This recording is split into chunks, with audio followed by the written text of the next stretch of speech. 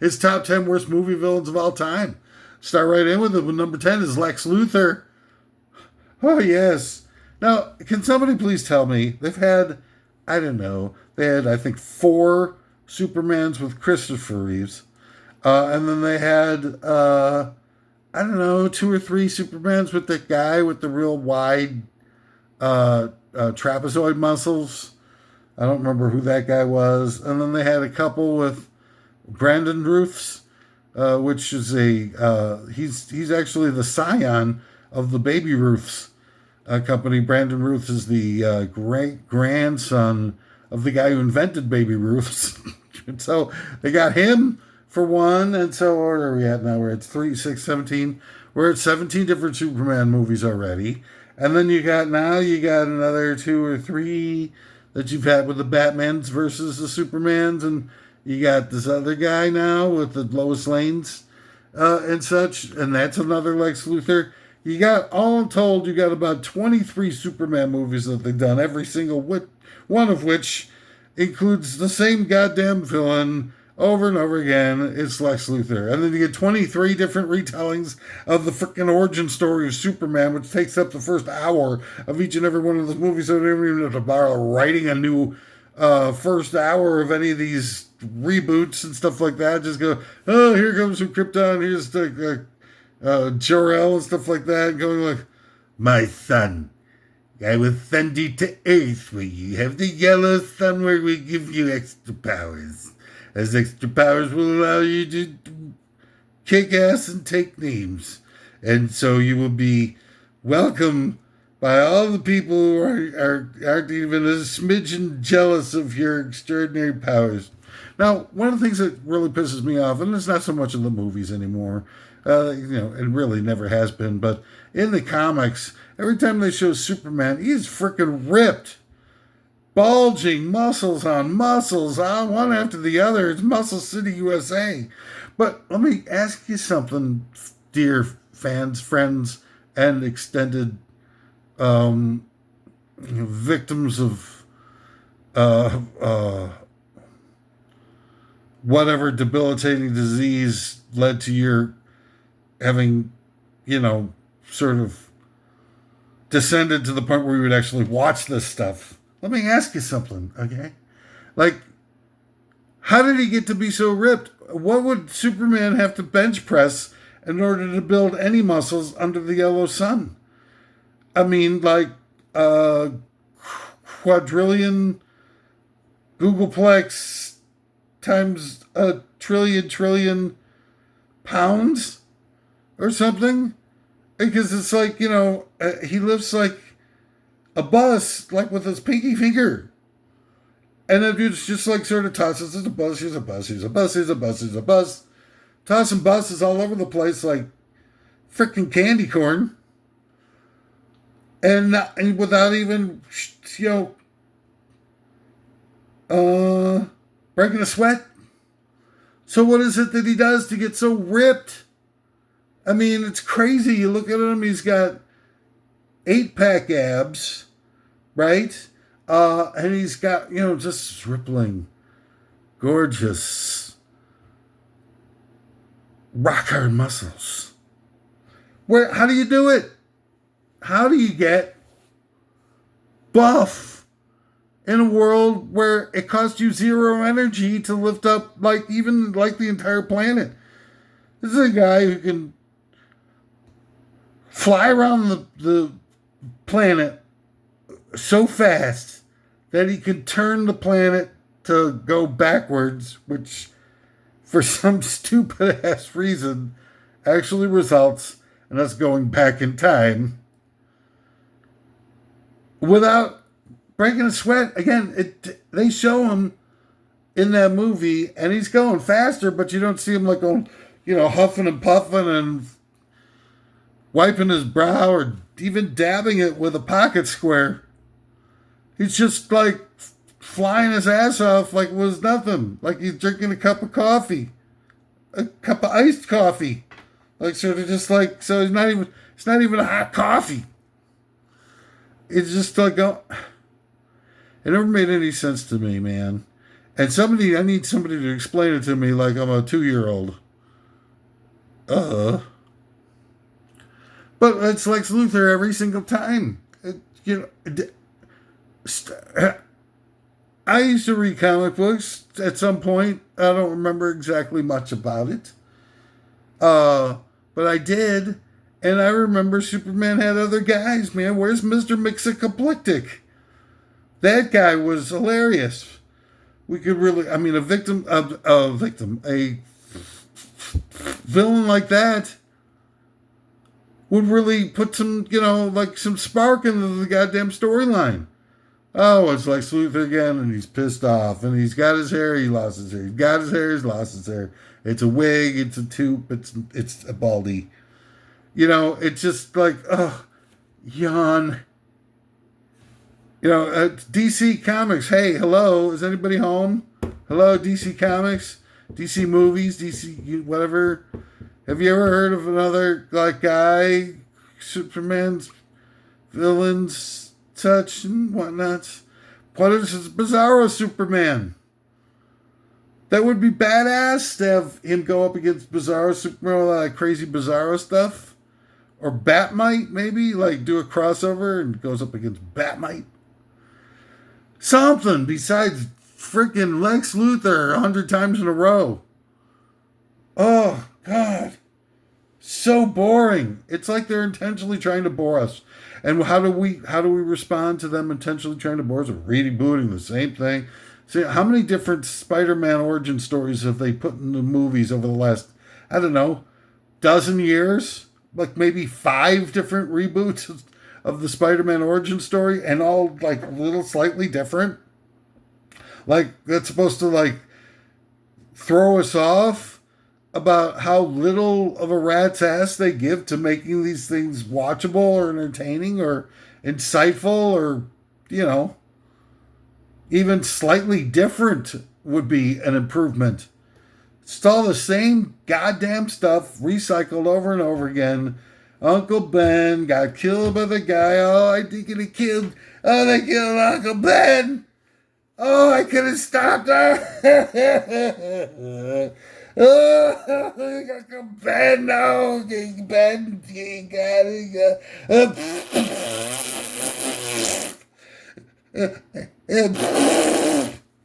It's so dumb.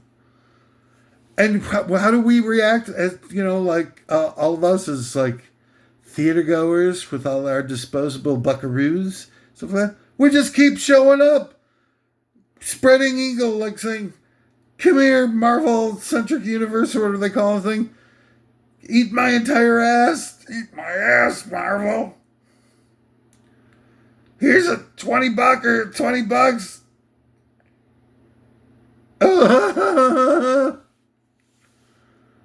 And I sit back here watching, like, what's his name going? I'm sitting, watching the wheels get around that boring ass. Talk about a boring ass guy who lost it. Whew. That John Lennon guy really turned into a big pile of saccharin, huh? Toby's doing stuff like, let's blah, blah, blah, blah, blah, blah. Shut up, John Lennon, you rotten piece of saccharin. Here's a guy who's like in the early days, he's like doing this stuff, it's just screaming his ass off on Twisted Shout like his whole life depended on it.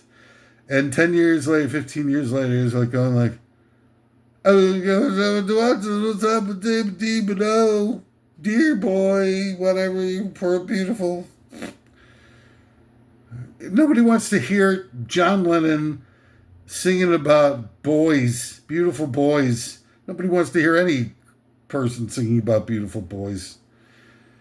You want to hear John Lennon. What you want out of a John Lennon song is something about like blasting away at the aristocracy, or talking about how he's going through withdrawals from heroin addiction. That's what we want out of John Lennon. Not beautiful boys and watching wheels go around and baking bread. They're going to bake bread. because I'm John Lennon. And baking bread is what people want to. They're talking about baking bread. Why didn't you do a song called about baking bread? Oh, Jesus Christ. Oh, there I am.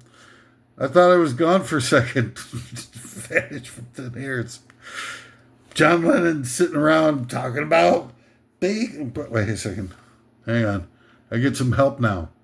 I got a little new co-star device here. Do I have it here? Where the hell is it? Something. Oh, I can't find it. Wouldn't you know it? All these difficulties. And then I got stuff to do and whatnot. Hang on, I'll find it. You guys just wait there. Don't you dare go anywhere. Swear to freaking God, I will mess you up in a big way. Oh, here we go. Hang on. It's coming. Any second now. I will fulfill the promise that I made to you back when we were on speaking terms. And here comes, and here we go. Oh, wait, hang on. Too fast. Yeah, that's more like a John Lennon tempo. I'm just sitting here baking bread all the time. Mostly white bread, but sometimes rye. And you hear me and you want to cry. Yeah, 'cause I suck now. John Lennon singing songs about baking bread, ladies and gentlemen, from his final album, Milk and Bread and Honey. Where did it all go wrong? John Lennon, when Ozzy Osbourne left Black Sabbath, they should have brought in John Lennon. I mean, it would have been the greatest hard rock band in history. It always pretty much was. I mean, it's not necessarily my cup of tea. I love the riffs, not necessarily the whole vibe of the stuff. I mean, if you could tone down the Aleister Crowley reference kind of vibe, the Black Sabbath just doesn't make me feel comfortable. Although fairies wear boots, man. But if you imagine John Lennon singing Fairies Wear Boots, that's what we want from John Lennon. Not beautiful boys and baking bread. Jesus Christ, where the hell am I? How did I get here? Lex Luthor. Okay, there you have it. Number 9. The top 10 worst movie villains of all time. Tony Stark. Okay. All right, so, I know what you're all thinking there, which is probably, based on what I've seen out of his over the last, couple of decades or so. I know what you're thinking, and the answer is a blank. It's like the inside of your mind is like this blank, dark, empty room with cobwebs everywhere and yelping hyenas. The sound of yelping hyenas off in the background. But Tony Stark, okay? This is a guy who claims to be, or portrayed as, like this truly egalitarian. Oh my God, Tony Stark. My 50 Shades of Vulva for Tony Stark. Am I right? Or am I right? But then he's like, okay, well, I'm the world's biggest defense contractor, making weapons that melt babies and stuff like that. And that's where I got all my money. And that's also Tony Stark. Enough is enough with sort of canceling out the fact that he's responsible or making billions of dollars of profit off of killing babies. And we're supposed to think of him like a hero. There is no equation there where you get 100 points for fighting Thanos and trying to save humanity, and you get minus 90 points for melting babies. It doesn't work like that anymore. Well, now we know what you're doing, and we know that you're the aristocracy in real life. There's a secondary plot. It's not just all these fighting villains and stuff like that they portray in the movies. There's the actual outside in the real world plot line of why you made the movie in the first place, which was to make billionaires seem like human beings, which we know now that they aren't. So, instead of going against dive bars and stuff, why not go after Marvel for all those Spider-Man reboots? Why not? And it's easy to go after them. Just take away your money, spend it at a local dive bar, so local dive bars have enough money to pay people something. That's how it works. But you don't realize it. You just keep going to Marvel movie and say, here, another $20, another $20. And it won't stop because they know that you're falling for it and they know they got you by the nads. So disappointing. But I see you. I see you. Number 8 of the top 10 worst movie villains of all time, Rambo. Rambo! It's time for dinner! You see like those old Prince Spaghetti commercials? It's the east side of Boston and only white people are allowed to to live in the red line districts. And Rambo's late for dinner. Rambo! It's time for din-din! And then they show Rambo running back, and on his way he kills a bunch of brown people, like 273 brown people. And like everybody in the audience is like cheering on, like, yes! And they're all jumping up and down their seats like they do at the Apollo Theater when there's a good comic on there. People just going absolutely nuts, loving it, loving every bit of it, cheering them on. Just like Rambo, white people in the 80s. Come on, Rambo! And then Rambo starts fighting for the Taliban and Al Qaeda in Rambo 3, and people are like, yeah, go get him! Al Qaeda's. That didn't turn out well. That didn't age too well, did it? Frickin' Rambo is villainous. He's going to save some soldiers and stuff like that. That's all contrived. It's all a secondary plot. The main plot of Rambo was to inoculate people from violence, number one. Number two, to get them to root for the killing of brown people because they were, just starting to roll out all these wars in the Middle East against brown people. So they needed somebody to, ramp up the hatred, and get the USA chants going in the movie audiences and such. So that they had plenty because it's the volunteer army, man. And, you can't have a volunteer army without what? What is it? Class?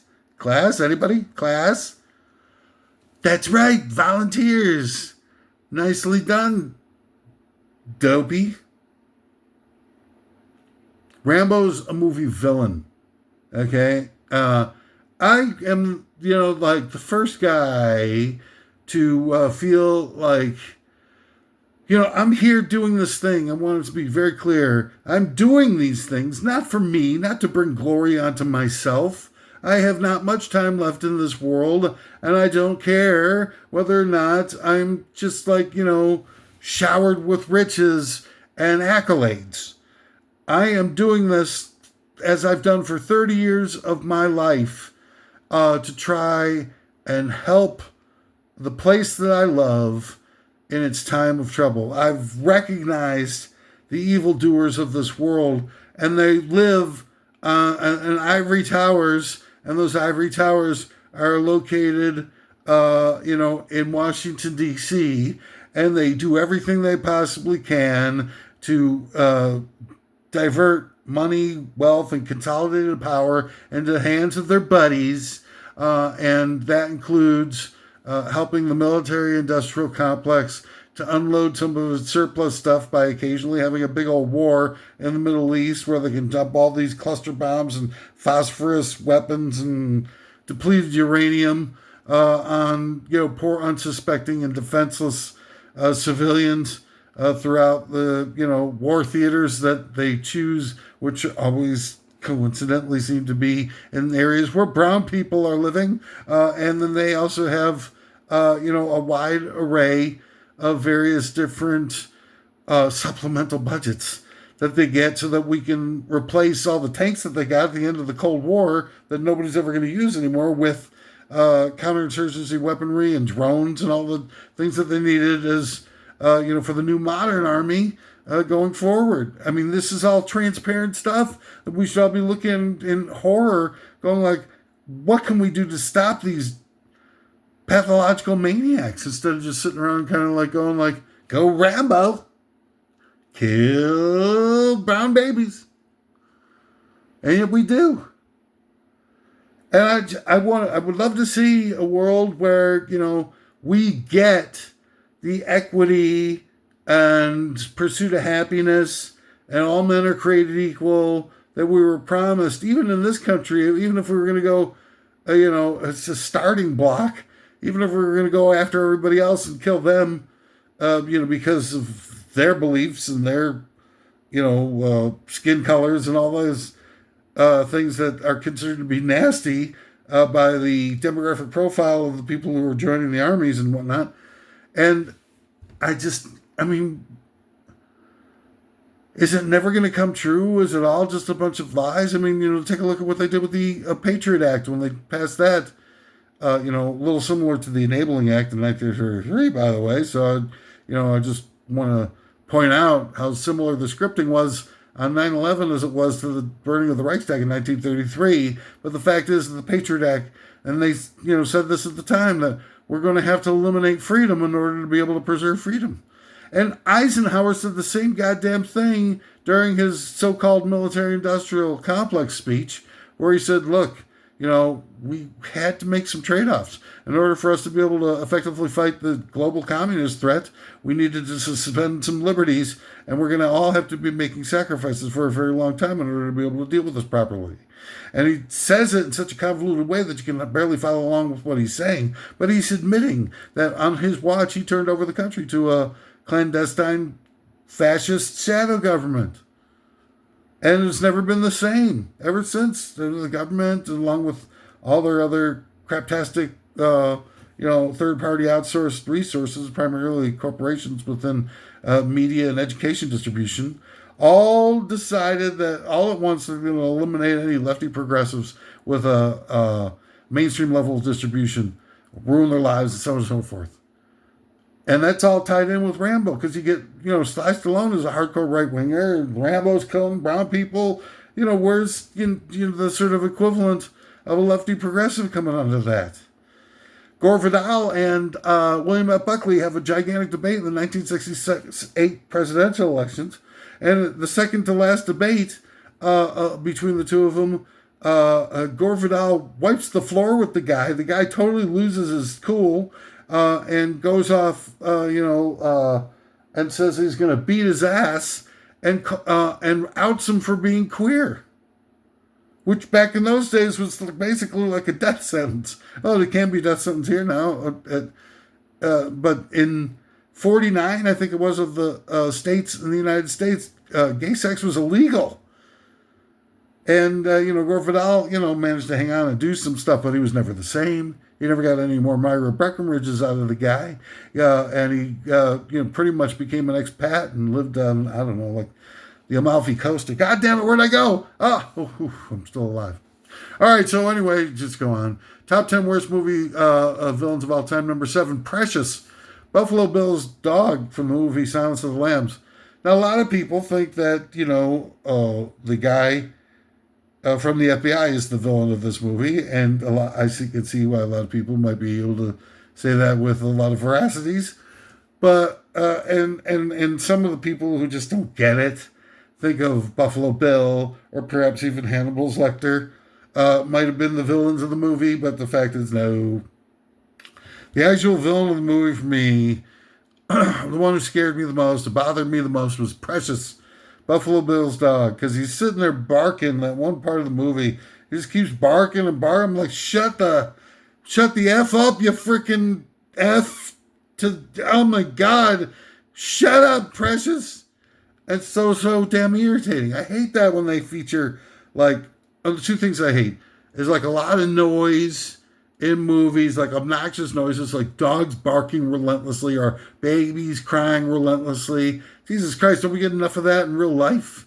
And the other thing is like when you're listening to radio and they put in like really loud car noises, like screeching brakes or loud beeping horns in a radio piece that they're delivering. So you're driving around the street and they come up with this giant loud car shrieking brake noise or something like that. And you're like, what the hell? They shouldn't be able to do that. I mean, finally come up with something that the government can do that's actually beneficial to somebody. Create a law to stop them from putting car brake screeching noises super loud in frickin' radio pieces. Is that too much to ask, government? Anyway, Precious, up your ass, Precious. You're goddamn obnoxious. Shut up. I'm glad that you got all messed up in that movie. You goddamn punk dog. All right, number 6 of the top 10 worst movies of all time, movie villains of all time. HAL 8,999. Now, a lot of people, again, are going to be like conflictual about this and confrontational about this and going to be like, how come you don't have HAL 9,000? Like HAL 9,000 is already pretty much a stretch because it's like a computer and stuff like that. But there is no HAL 9,000 unless there's a HAL 8,999. You got to figure that HAL 9,000 had to get these ideas from somewhere. He didn't just start coming up with the stuff like, I'm HAL 9,000. I've got like a really like independent intellectual streak running through HAL 9,000 that didn't start with like previous HALs. So I figure that HAL 9,000 had to get all that stuff, all those crazy ideas from somewheres, and it's only natural to think that it came from HAL 8,999. What are you, stupid? Are you a stupid? Number 5 of the top 10 movies of all time. Joe Fox is portrayed by Tom Hanks, and you got mail. Now I really got a bag of bugs, but Peter Pipes. I got a lot of. I got a bushel of. I got a bushel and a pack. I really dislike the movie. You've Got Mail in so many different levels. Number 1, it's a giant 2-hour-long infomercial for AOL internet services, which at the time was like the biggest internet service in the country. So it's just really like they even like playing their little like theme song, like, "You Got Mail," which was what it would say every time you had a new inboxed message every time you logged on to America Online. So they play that, I don't know, about 1 million freaking times in the goddamn movie. And then you got, in addition to that, you've got Joe Fox, who's the head of like Fox Books, I think it is, something like that, which is like this, big, just sort of like a basic incipient Amazon type of giant box store for books at Borders or something like that. And he goes in, and Meg Ryan is around there, of course. Meg Ryan, it's like she's a magnet for Tom Hanks, like sniffing out a Tom Hanks a prestige pick. And she shows up to Meg Ryan. I'm like, hi, Meg Ryan, I'm here. Where do you want me? Where do you need me, Spielberg's? Whoever directed that piece of garbage. And so like Meg Ryan is the love interest, and she owns this little bookshop, and Tom Hanks' character owns this chain of box store bookshops, and he moves in a block away from her. It puts her out of business, and he's got it's sort of like this dehumanized box store and they portray the box store as like heroic, like you gotta have a box store, but you're also gonna have a place to have a coffee while you read a book, and it's like all right, so we trade in all the independent little mom and pop small business shops so you can have a place to sit and read a book. I mean, I can sit and read a book on the back porch of the flop house I live in, or the step down clinic that they put me in after the psych ward released me. And then he comes in and he wipes out her business. Oh, spoiler alert, sorry. Wipes out her business. And at the end of the movie itself spins it like Tom Hanks is the best. And And then Meg Ryan, her family business has been handed down to her, loses her business, and she's like, "Oh, I'm fine with it. Who cares? My business sucked. I suck. Small businesses suck. Let's all get giant corporations come in, consolidate all opinions and all written books, and eliminate all those books that you don't want people reading. You don't want anybody reading Huck Finn. Ooh, it's so nasty. You don't want anybody reading that 1984 garbage or, top, books that teach people how to, read Toni Morrison. Good grief. Or Lorraine Hansberry's, or James Baldwin's. Oh dear. Or the autobiography of Malcolm X. Eliminate. Eliminate. And that's what's coming, as soon as they get rid of all the competition, Amazon's going to do. It's going to make it more and more difficult for people to be able to get that stuff, that's on those lists. And they make the decision to not carry it anymore. The book will vanish eventually when there's no more competition to find alternative resources and stuff. And this whole movie portrays that as a good thing. And they might not, draw out the argument and stuff like that, but that is exactly what it really means and what they're doing. And then Tom Hanks is right there, putting a sweet ass spin on it with that America's Dad vibe that he comes in with. I think I'll come around and I'll put every small bookstore out of business. Eventually, I'll be able to control what books people read and what people think.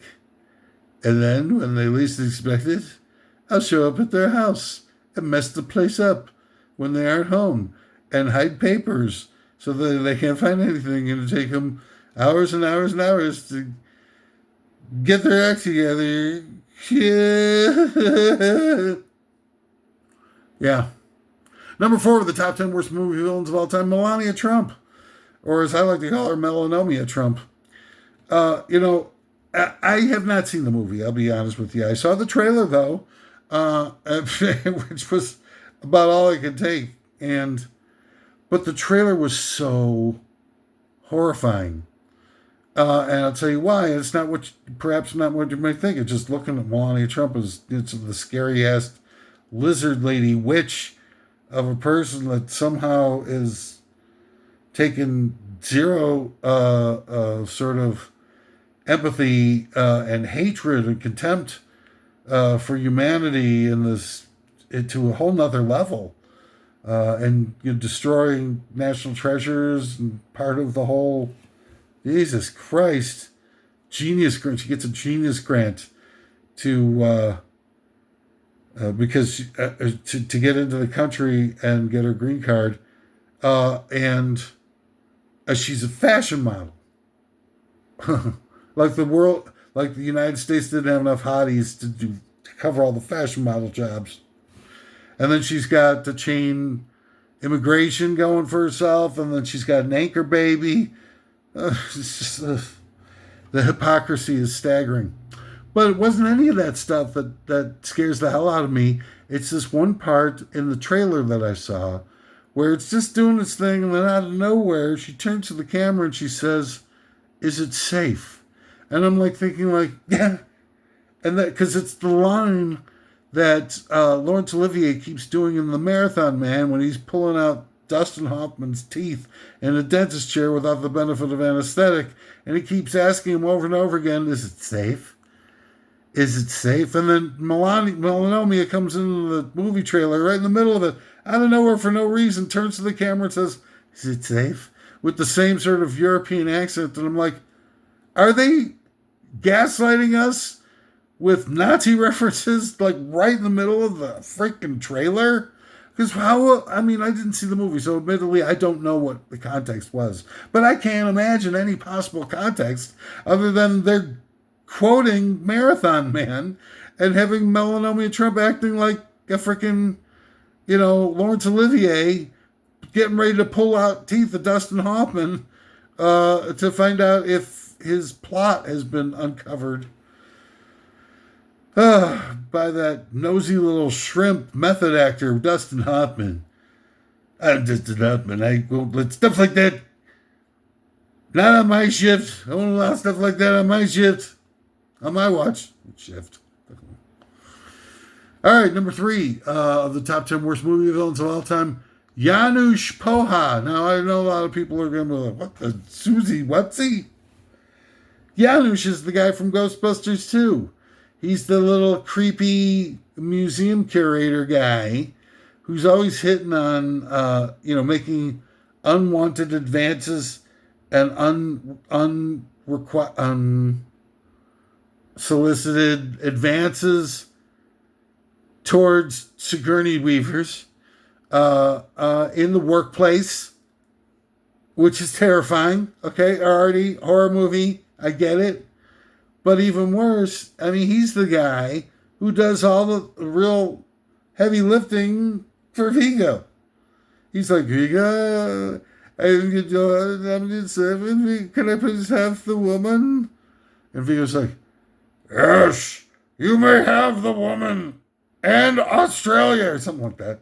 He's like, oh, thank you, Vigo. And then he goes, does his thing, and he's like, always creeping around and stuff, and then he kidnaps the baby, or tries to kidnap it. I forget if he gets away with it or not. Kidnaps the baby, he's like, I steal your baby, no. And he's always with that creepy, obsequious tone and mannerisms and stuff like that. It's just creepy as hell, scary as hell. And then he turned, it's like, he is the one to get Vigo rolling. Does Vigo get any traction whatsoever without Janusz? I think not. So Janusz is the real villain of the thing. Vigo, by the time he actually, starts doing some stuff, it's like right at the end, and he's like surrounded by the Ghostbusters. He's not getting anywhere. Ghostbusters have gotten like 9 Ways to Sunday. They got him all circled and stuff on the painting, and yeah, he transmigrates his spirit into Dan Aykroyd's body, and Dan Aykroyd turns into Vigo for a second. But the rest of the Ghostbusters are right there with the good slime. And that, I think they got, people are still singing the second chorus, If Your Love Has Lifted Me Higher, or whatever the song was that they do in that one. And yeah, so I mean, it's Janusz is the real villain in Ghostbusters 2. I'm sorry if I'm, shattering the illusions of integrity for those who give a rat's ass about a 75-year-old movie or whatever it is. All right, number 2 of the top 10 worst movie villains of all time, Gru from the Minions. Gru, like Despicable Me movies. Now, if they got Gru after the first movie, I think it is, where he switches sides and bats for the other team. And I'm not talking about going from hetero to gay. I'm talking about from a villain to a non-villain. And he kind of toys with it, flips back and forth, and the Minions and Dr. Feelgood or whatever his little lab assistant guy is, voiced by Russell Brand, another villain of the Despicable Me series. Not because of his character, but because of the guy who did the voiceover of his character. But the thing about Gru, and I'm going to throw out a lot of other movies here. Like there's a movie for kids, a cartoon movie called The Bad Guys, I think it is. And then you got all the Minions and Gru and stuff like that, who are all villains. And then you got one of the characters in Zootopia is a con artist and stuff. And it all sort of forms a pattern of ultra-conservative right-wing Hollywood trying their very best to brainwash kids into thinking criminality is cool and glamorous and funny and cartoonish almost. And I think something's wrong. Like they're intentionally socializing kids to think it's cool to be a criminal. With all these characters that are so kind of fun and nobody gets really hurt, any of these things. And that's why I'm naming Gru as the number 2 top movie villain. Not because of his villainy within the plot lines of the movies, but because of his what the glamorization of his villainy is doing to kids in the real world that are watching this stuff. And not just Gru, he's a symbol for all these different, the bad guys, and Zootopias and the minions, and all these bad guys are being glamorized by the movie business. Again, not a liberal media. I don't believe in the liberal media is a fallacy. The people with the real green light power, these giant corporate bigwigs and stuff like that, who don't have any track record of anything having to do with liberalism or progressivism, progressive ways of thought, other than to try to snuff them out. All right, so another we're all squared on that one. Let's go to the top worst movie villain of all time, and this was an easy one. Harvey Weinstein. Okay, I can't, there's nowhere else ways to go. And I say that because we need to start separating out where the villainy is really taking place in the movie business. Is it on the screen or behind the scene? Because it's like now we have to really worry about what's being done to our minds and our spirits, because this is the last chapter of the human race. We're gone. We're being systematically weeded out. And looking to replace us everywhere they can with the AI robots as fast as possible so they can take the human element out of the equation. Because now, the ruling elite for the entirety of civilization has been a parasite sucking off of us to create their enormous wealth and luxury items.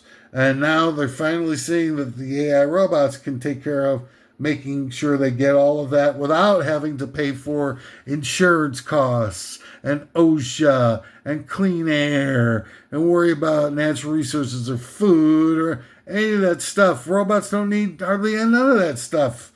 And they'll be able to repair themselves, and they can harvest oil without having without having a drill. They can just send one of the AI robots down to drill until it strikes, have them slant drilling and stuff like that. Nobody to protest the slant drilling. Nobody to protest setting aside wildlife protections in national lands and exploiting them for energy companies and stuff like that. They don't have to worry about any of that stuff. It's going to be a heaven on earth scenario for the ruling elite once they can finally get rid of us. And it's not going to take long. If you've seen some of these AI cybernetic robots in action and see some of the things that Disney is doing to help them along with their animatronics being so realistic and stuff like that, it's not going to take them long. As soon as these guys can build a Lamborghini and do brain surgery, we're over. End of story. As Nick Nolte said in the end of 48 Hours. So Harvey Weinstein's the guy, man, because that guy, and he did it for years and years and years, and they protected him, and they come up with this Me Too movement, really, I believe, as a smokescreen as another purge, a purge of lefties, and look, everything they do is to purge lefties, ruin progressive thought, create mindless obedient drones so that they can continue on their search to eliminate the human race from the equation. And they'll just sit there in their ivory towers, and the AI robots will come and service them as needed. And they can build robots to look like little boys if they want. They can have robots built to be, sports players, and they'll never get injured, so they can have they can pick your own team. You can say like, all right, well, I want to see a football game between the Alabama Corn Squeezers and the Texas Rhinoplasties, and have them in 1973's Texas national champion, Texas Rhinoplasties versus the 1992 national champion Red Horns, still in the got it. Woo! And they can just have, they can model each of the robots after the players with the skill sets and tweak them, like they do for like little war games and stuff like that, or people where you can tweak the individual battlefields and stuff with, and I think they can do this with video games too, where you can tweak the various different powers, skills, and potentials. Where you could have, a guy who's modeled after Herschel Walker have Herschel Walker's skills, and you basically got a robotic Herschel Walker that can never get like permanently injured, or when they could have, for days. So you could have whatever the team was, the Herschel Walker, Georgia Bulldogs, I think. And you could have them up against the Auburn Tigers when they had Bo Jackson, and you could have the robots replay a game that never existed from different eras, and not have to worry about any of the human factor. That's what life's going to be, and the humans will be unnecessary burden.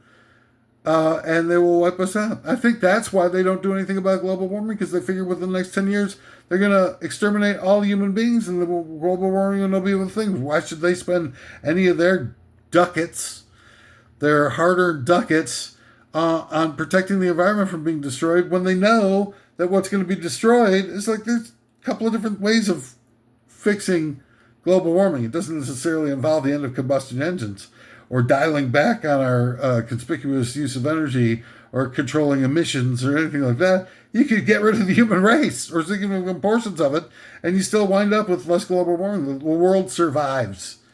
And you're not only getting rid of all of the efforts to curb any of the deleterious components that exacerbate, global warming, but they're also demonizing all science everywhere. Anyway, that's all the time we've got for top 10 worst movie villains of all time. I'm so glad that you joined in. Tuning in next time, because man, you thought today's top 10 worst of list was somewhat less than nauseating, and an excellent diversion while you're on your way to the dentist to have your wisdom teeth pulled. Tuning in next time, tomorrow, for top 10 worst amusement park rides to use for having public sexual encounters. Well, you're not going to want to miss a minute of that one. Hot tips, hot soup, everywhere. Thanks for listening to Facebook. Don't forget, we've got a big charity auction for homeless children.